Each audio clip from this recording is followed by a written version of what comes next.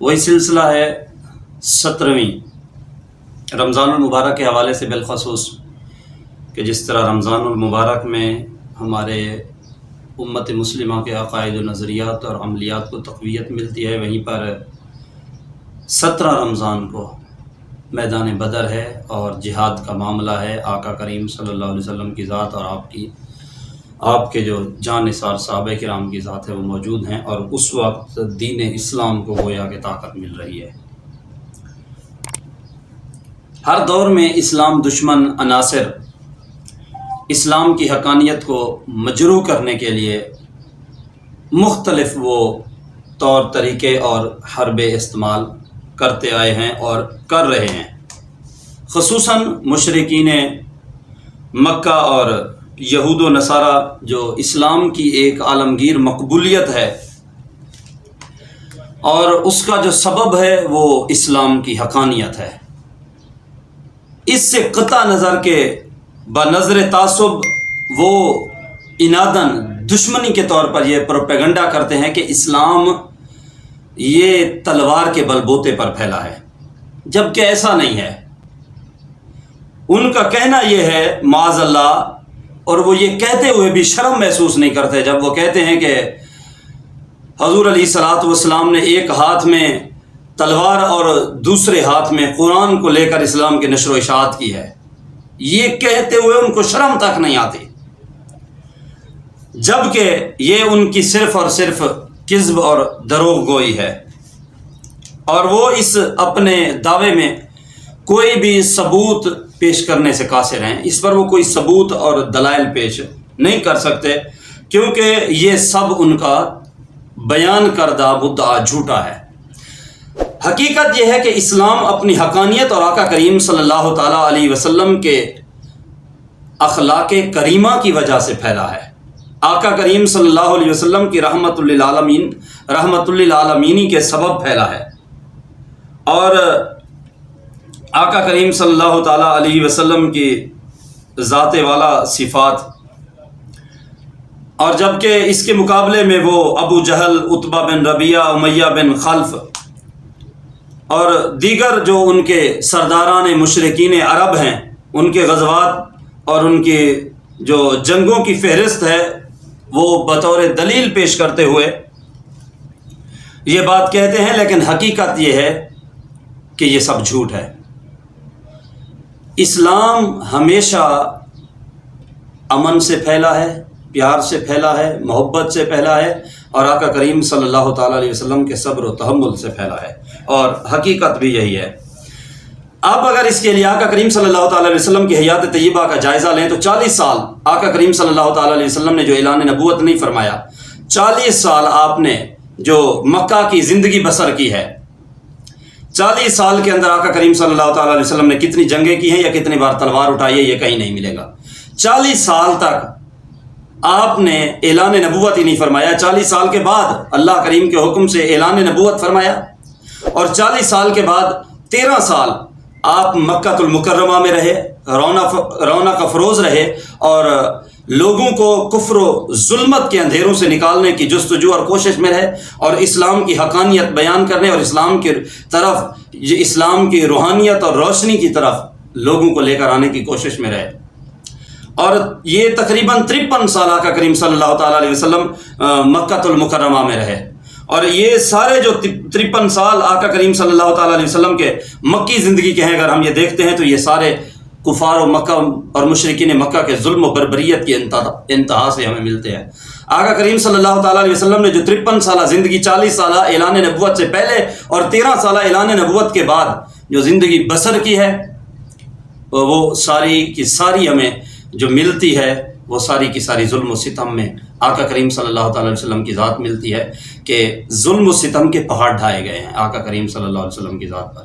آقا کریم نے اس وقت تلوار نہیں اٹھائی، آقا کریم صلی اللہ علیہ وسلم نے جنگ و جدال نہیں فرمایا، اس وقت جنگ کا حکم بھی نہیں ہوا۔ اور اسی کو دیکھیں کہ 40 سال اعلان نبوت سے پہلے تک آقا کریم صلی اللہ تعالیٰ علیہ وسلم نے اعلان نبوت فرمایا 40 سال کے بعد۔ 40 سال سے پہلے کی اگر ہم زندگی دیکھیں تو کفار مکہ اور مشرکین مکہ، آپ کے دشمن بھی آپ کو محمد امین کے لقب سے جانتے تھے، محمد امین کہتے تھے آپ کو۔ 40 سالہ جب آقا کریم صلی اللہ علیہ وسلم کی کتاب زندگی کا مطالعہ کیا جائے، آقا کریم نے فرمایا کہ لوگو تم جانتے ہو میں 40 سال تمہارے درمیان میں رہا، میں نے زبان درازی نہیں کی تمہارے ساتھ، میں نے اونچی آواز میں بات نہیں کی تمہارے ساتھ، میں نے 40 سال میں کوئی جھوٹ نہیں بولا، 40 سال میں تمہاری امانتوں کو ضبط نہیں کیا۔ میرے سچا ہونے کے لیے یہی کافی ہے کہ میری 40 سالہ کتاب زندگی تمہارے سامنے ہے، اور 40 سالہ کتاب زندگی کا ایک ایک لفظ، ایک ایک سطر، اس کی ایک ایک حرف امانت داری اور صداقت داری سے بھرا ہوا ہے۔ تو یہ آقا کریم صلی اللہ تعالیٰ علیہ وسلم کی زندگی سے پتہ چلتا ہے۔ پھر اس سے آگے آقا کریم صلی اللہ تعالیٰ علیہ وسلم نے اگر رات کے اندھیرے میں مکہ سے مدینہ کی طرف ہجرت فرمائی تو یہ بھی ایک ظلم و زیادتیوں کا ایک سیاہ باب ہے۔ آقا کریم کا رات کے اندھیرے میں وہاں سے ہجرت کرنا اس بات پر دلالت کرتا ہے کہ وہ کتنی ظالم لوگ تھے اور کتنی ظلم کیا کرتے تھے۔ پھر آقا کریم صلی اللہ تعالیٰ علیہ وسلم 2 سنہ ہجری میں حج کی صورت میں جب جہاد کا حکم ہوا، اذن ملا اللہ کریم کی طرف سے، حکم ہوا، تو آقا کریم صلی اللہ علیہ وسلم کی اس وقت 55 سال عمر ہے۔ اور اگر ہم اس کا ایک دوسرے انداز سے دیکھیں تو عموماً جو سپاہ گری ہے یہ ایک شعبہ ہے، فوج ہے، وہ میدان جہاد میں لڑتے ہیں، تلوار اور نیزہ بازی سے لڑتے ہیں۔ تو عموماً یہ ہوتا ہے کہ یہ شروع سے چلتے ہیں سلسلے، 18 سال سے یہ سلسلہ شروع ہوتا ہے، اور یہ بچپن سے ہی ماہر ہوتے ہیں، بچپن سے اس طرف التفات ہوتا ہے بندے کا۔ اور جب وہ 40 سال سے کراس ہوتے ہیں، 50 سال سے کراس ہوتے ہیں، تو پھر ایک جسم بھی نحیف ہو جاتا ہے، تلوار اٹھانے کی وہ وقت اور طاقت بھی نہیں رکھتی، اور وہ گویا کہ ایک ریٹائرمنٹ کی طرف چلے جاتے ہیں۔ لیکن آقا کریم صلی اللہ تعالیٰ علیہ وسلم نے 55 سال کے بعد اگر تلوار اٹھائی ہے تو اسے پتہ چلتا ہے کہ وہ ظلم ڈھانے کے لیے نہیں بلکہ ظلم مٹانے کے لیے اٹھائی ہے۔ آقا کریم نے جب بھی تلوار اٹھائی ہے وہ ہمیشہ اسلام کی سربلندی، امت مسلمہ کے حقوق کو پامال کرنے سے بچانا، ان کی جان و مال کے تحفظ کے لیے اٹھائی ہے، اپنی ذات کے دفاع کے لیے اور دفع ضرر کے لیے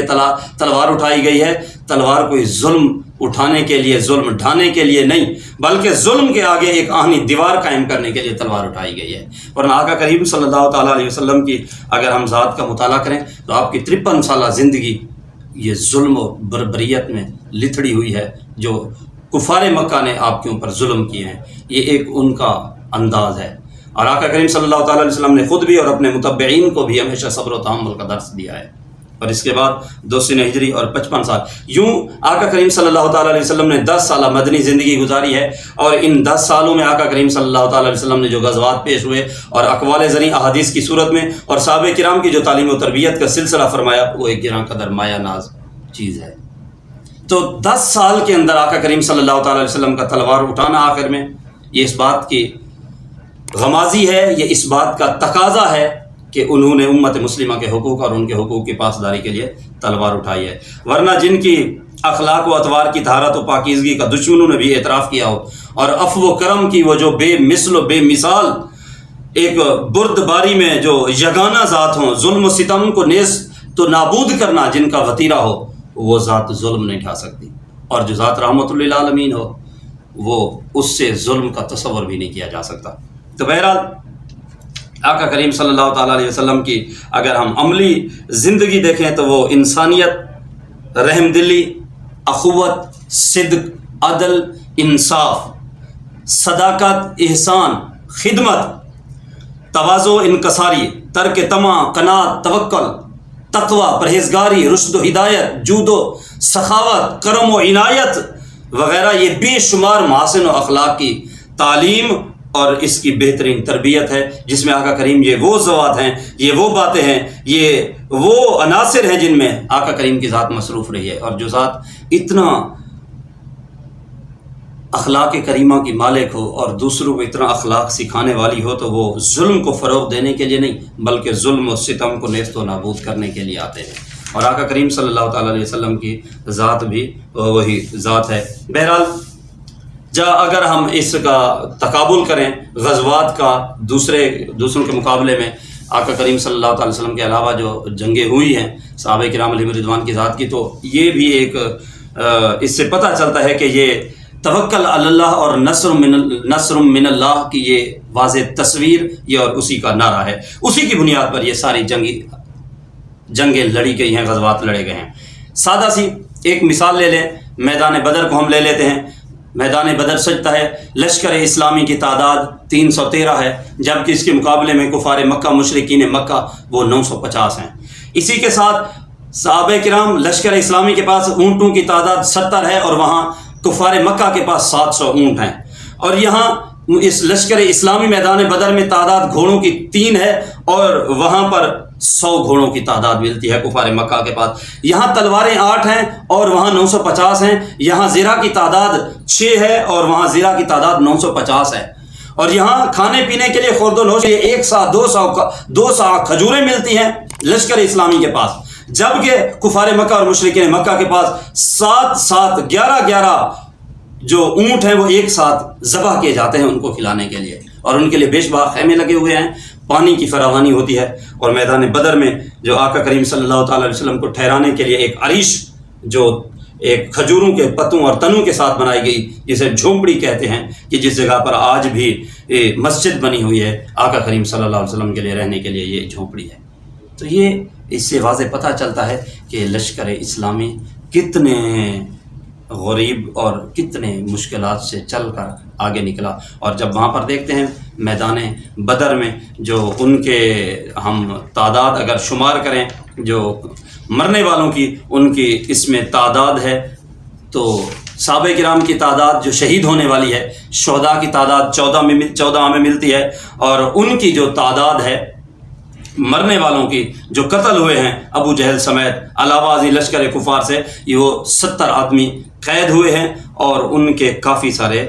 مرے بھی ہیں، قتل بھی ہوئے ہیں۔ بہرحال یہ اسلام بتاتا ہے کہ اسلام حقانیت سے پھیلا ہے، آقا کریم کے اخلاق کریمہ سے پھیلا ہے، وما علیہ الا البلاغ۔